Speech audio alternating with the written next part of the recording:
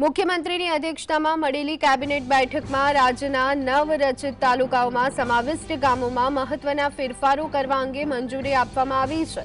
આ બેઠકમાં ખાસ કરી અને ફાગવેલ તાલુકાનું મુખ્ય મથક જે અગાઉ કાપડી વાવ હતું તેના બદલે હવે ફાગવેલ રાખવા માટે પણ મંજૂરી આપી દીધી છે।